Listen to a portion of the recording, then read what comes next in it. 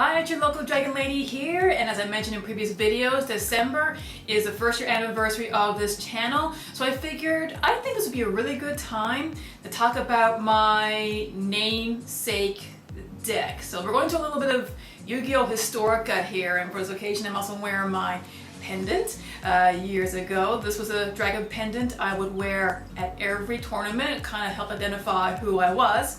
But yes, you know me as the Dragon Lady, but that term was coined by somebody who was matched up with me during a tournament, and they just said, I don't want to do that Dragon Lady, and to this day I wish I could find out who that was. But yes, I want to talk about my champion dragon deck, the one that would give me majority of my victories. Now, my Exodia deck was still really good. This is my old school Exodia deck, and I did do a profile on this in the legacy format, so if you want to see that video, just go to the link in the description below. I also used to play with my Ocean deck. This was focused on beat down and locking out your opponent from attacking you. But yes, my champion dragon deck. Now, before I get into the actual profile and discuss how it worked, I think it's important to discuss the time this came in, because once you see the cards, you're going to say, oh, that deck is useless, and you would be correct. Today, it is useless. But years ago, this deck was insane. So, small, brief history here. I played the game fresh out of college. I graduated college in 2002. The game was fairly new. I moved into town. That's when I began to buy cards and get into the official tournaments. And naturally, I love dragons. I built myself up. I saw what the competition was playing. I adjusted my deck accordingly, and eventually it began to do fairly well. I was really surprised. But another thing about the old days is we did not have a ban list. If you can believe it, there was a limited list. The ban list did not show up until 2004. So let's go to Yu-Gi-Oh! Wiki here, because this deck is based on the 2004 limited list. So when I show the actual deck, you're going to see a lot of forbidden cards in there. So to put things in perspective, okay, here's a full list of back in April 2004. So limited was only one per deck. So as you can see here, Blackluster Soldier, Breaker the Magical Warrior, very good card, Chaos Emperor Dragon, Envoy of the End. You're allowed one. Cyber Jar, all the Exodia cards, Exile Force, Fiber Jar. You were allowed Fiber Jar back then. Ejection Fairy Lily, yeah, she was actually pretty good back then. Jinzo. You can have 3 now. Back then, you're only allowed 1 Jinzo. Magical Scientist, no need to explain that one. Reflector Bounder, Sangan, Sinister Serpent, Twin-Headed Behemoth. There's just a lot, and Yatagarasu, you're allowed 1. Vampire Lord, Witch of the Black Forest, yeah. Yatagarasu, still banned, and I agree with that. Okay, so for Magic cards, there were quite a few of these that you were only allowed to have 1 Dark Hole, which recently became unlimited. Delinquent Duo, still can't have it. Graceful Charity, Harpy's Feather Duster. I've heard people try to argue to bring back Harpy's Feather Duster. I'm not too keen on that one. Pot of Greed, painful choice. It didn't seem like a big deal back then, but Exodia Duelists, we learned how to abuse that, and that card would be crazy for today's format. Swords Revealing Light. You're only allowed to have 1 of those. Upstart Goblin, well, that makes sense. Trap cards, not very many. Call of the Haunted, Ceasefire, Imperial Order, Magic Cylinder. Yep, you're only allowed to have 1. Mirror Force, Reckless Greed, Ring of Destruction, Ceasefire. Semi-limited, you have 2 of these. So, Manticore of Darkness, Morphing Jar number 2, Marauding Captain, and for Magic, Creature Swap. You weren't allowed to have 2 Creature Swap back then. Nobleman of Crossout, very good card. Reinforcement of the Army, and for trap cards, Last Turn. So, that was a list that we had to abide by, and that's what the deck you're about to see is based on. So then came the very first ban list, and this is roughly the time that I began to lose a little interest in Yu-Gi-Oh! And retired, and so here we go. This is the very first ban list that came out. So Forbidden, no more Chaos Emperor Dragon, Yatagarasu, Sangan, and Witch of the Black Forest. Banned. And I'm sure people who have not been playing since the beginning are wondering, why on earth would you ban Sangan or Witch of the Black Forest? Well, this was before the errata. And second, like, these were just really, really good search cards. Very good search cards. It allowed you to search Exodia pieces. It allowed you to search Summon Skull, which was a really important beater at the time. Very good. For the Magic cards, not allowed any Dark Holes. No Delinquent Duos, Graceful Charity, Harpy's Feather Duster, Monster Reborn was banned. That took everyone aback. Raigeki and United We Stand. United We Stand was an insanely powerful card at the time because there wasn't much of a meta. The best you can do was Beatdown. Beatdown was the way to go. Trap cards, no Imperial Order, and no Mirror Force. Now, Imperial Order made perfect sense in the pre-errata era because at the time, Imperial Order, all you had to do was activate it, and you could choose the pay. It wasn't mandatory like it is now. So right now, the only way to get rid of Imperial Order is you could get rid of it yourself through probably a trap card. But you have when it comes to a point you cannot pay anymore, that was it. So Imperial Order is definitely a card you have to use your own risk these days. But back then, yes, you could choose to pay it, and in the next turn you say, nah, I don't like paying for Imperial Order. You got rid of it. So, yes, very good. So let's go ahead and get to the deck. Okay, so yeah. Alright, so here we go. The general idea of this deck is Swarm, Beatdown, Draw Power, Defense, Stall. It had a little bit of everything. Now you'll notice all the dragon cards here. Did this deck brick? Yes. Not too often, but it is possible. I have a lot of high level monsters here. So let's just get right to it. So first of all, 3 Blue Eyes White Dragons, 3000 Beat Stick, very important, and 3 Tri-Horned Dragons, same idea, powerful beat stick. Then I went on to having 3 Sapphire Dragons. Having a 1900 level 4 monster was a really, really big deal at the time. At the very beginning, Lajin of the Genie of the Mystic Lamp was the one every deck would have. It had 1800 attack power, level 4, you can just lay it down. You can even make it even more powerful with equip cards like the Axe of Despair. Axe of Despair was a staple in many decks, so you can turn Sapphire Dragon from a 1900 attacker to a 2900 attacker. It was that easy. I had 1 Chaos Emperor Dragon Envoy at the end. This deck could work really well without it because you're only allowed to have 1 and you had the hard draw into it. This wasn't the card you could search. Searchers were very few and far between. One of my favorite cards of all time, the Tyrant Dragon. When I get this card out, people were more afraid of this card than the Blue Eyes. The Tyrant Dragon has 2900 attack, it cannot be targeted by traps, and if you have more than 1 monster out, you can attack again. So if my opponent had 2 monsters out, they knew they're going bye-bye with Tyrant Dragon. Now here, let me fix this here. Now this was the center, Lord of Dragons. This is what I use to spam out my field.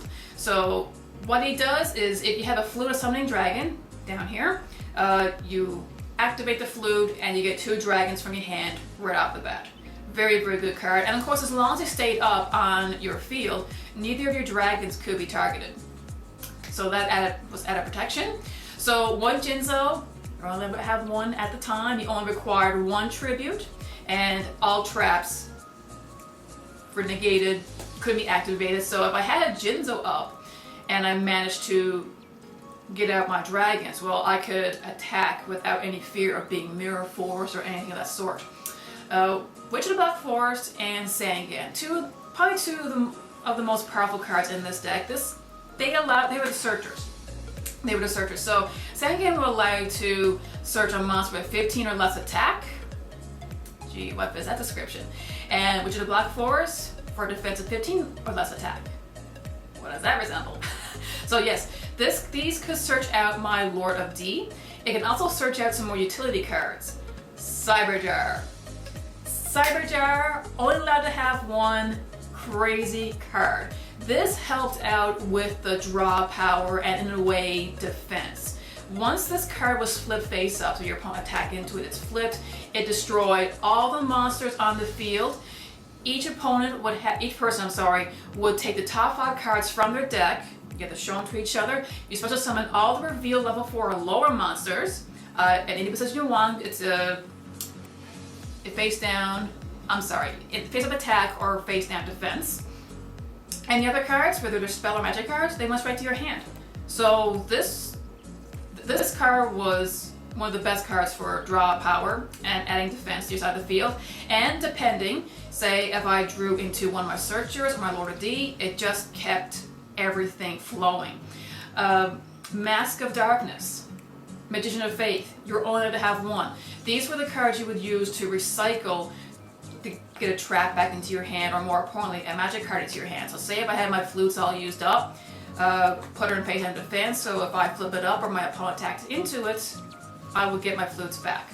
So she was a very important card. And yes, this was back in the day where you really did place a monster face down defense and pass your turn. So flip effects barely have any use today, but back then they were critical. So for magic cards, one Raigeki, staple back then, everyone had it, only allowed one. Harpy's Feather Duster, it was legal, you were allowed one. Giant Churnade, at the time you were allowed 3 of these. This was deadlier than the Harpy's Feather Duster, because with this deck, it's kind of like with Chaos Max today. With this deck, all I needed was 1 turn. So it didn't matter, they could reset their magic or trap cards. 1 turn's all I needed, return to your hand. I didn't have to worry about anything about attacking forward, about being Mirror Force, Magic Cylinder, whatever.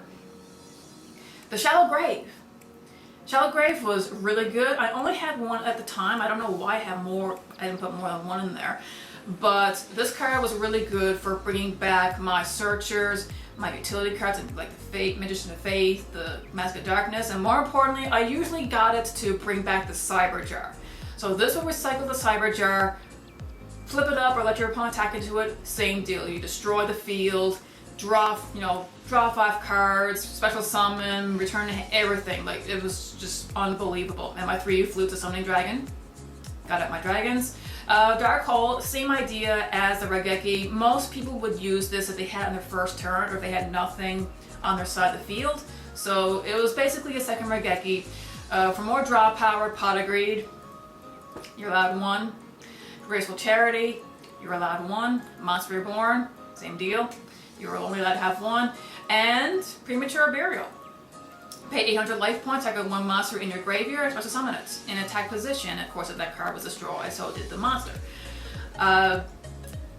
It was just another monster reborn. Typically, I would use this to either get out a Lord of D if I ran out of it, bring back Sangan or the Witch of the Black Forest. So this special summon, I could tribute off that monster to get out of Jinzo. Once it's left the field, search again. So yes, it just kept recycling everything. And for traps, Mirror Force for defense, everyone had it. Magic Cylinder was a really good card back then, especially in the late game. If you didn't have much of a form of defense, this negated an attack, which was really good. And right now with the errata, it's a targeting effect. So say right now, if I were to attack into someone with a Timer Dragon and they were to flip a Magic Cylinder, it wouldn't work because it's a targeting trap. So, but that wasn't really the case back then. Imperial Order had 1 pre-errata. I could decide if I wanted to pay or not for a few turns. Broken card. Call the Haunted, another Monster Reborn. Again, same idea as the Premature Burial. Revive certain cards, tribute them, get a search. and 7 Tools of the Bandit. This was a staple in every deck that I went against. If I were to activate Mirror Force in response, they can chain it with 7 Tools of the Bandit to negate my trap.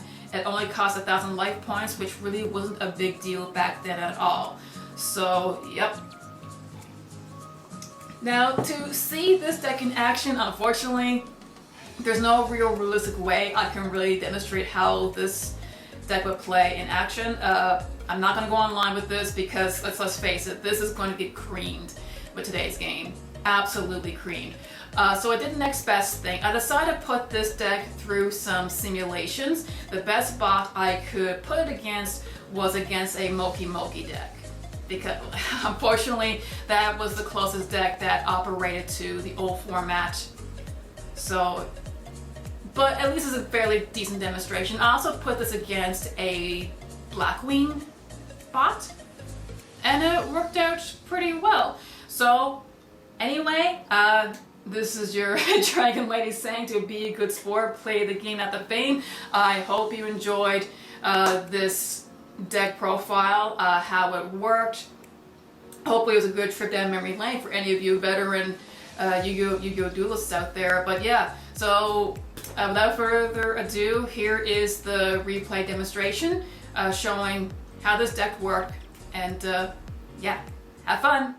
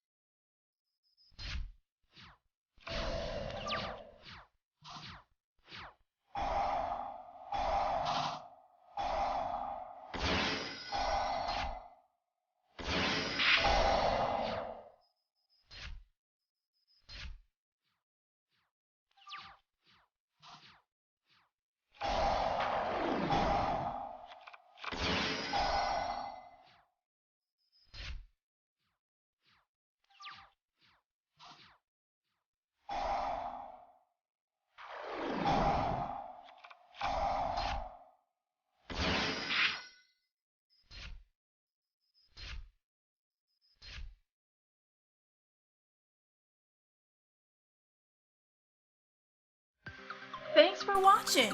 If you like what you see, subscribe and be sure to click on the bell for notifications. You can also check me out on Facebook. The link is in the description below. Happy dueling!